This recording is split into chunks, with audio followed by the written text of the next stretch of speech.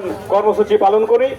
এই বৃক্ষরোপণের মধ্য দিয়ে আগামী প্রজন্মকে আমরা আরো বেশি করে এই গাছ লাগানোর কর্মসূচিতে যোগদান করতে উৎসাহিত করতে পারি।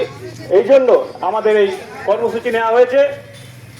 তো আপনারা গ্রামবাসী বৃন্দ, পথ চলতি লোক যারা আছেন, আপনাদেরকে অনুরোধ করব আপনারা একটি করে গাছ নিয়ে যান এবং সেই গাছ আপনাদের বাড়ির আশেপাশে যে খালি জায়গা আছে সেই খালি জায়গাতে আপনারা একটি করে গাছ লাগান এবং আপনি আপনার সন্তানদের যেরকম লালন পালন করেন সেই ভাবেই একটি গাছকে ভালোবেসে নিজের সন্তান স্বরূপ আপনি লালন পালন করুন। দেখবেন একদিন আপনাকেও সেই গাছ আপনার সাহায্যে কাজে লেগে এগিয়ে আসবে। তো আপনারা একটি করে গাছ নিয়ে যান।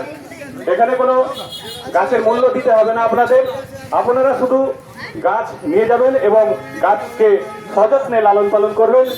এবং আমরা চাই আগামী দিনে আপনাদের ওই গাছ থেকেই যেন যে ফুল ফল হবে সেই ফুল ফলের মধ্যে যে এই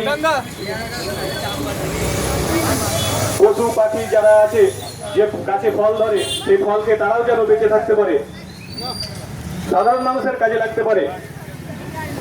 আপনারা দেখতে পাচ্ছেন বর্তমান সময়ে যেভাবে খরা প্রাদুর্ভাব দেখা দিয়েছে এবং এই খরা প্রাদুর্ভাবের ফলে যেভাবে গরম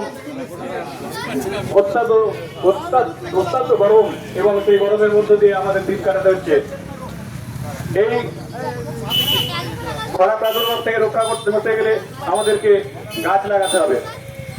তাই আসুন আপনারা গাছ লাগান, গাছ নিয়ে যান, একটি করে সংগ্রহ করুন। এই গাছের জন্য আপনাদেরকে কোনো মূল্য দিতে হবে না। গাছের ই কর দিয়া কর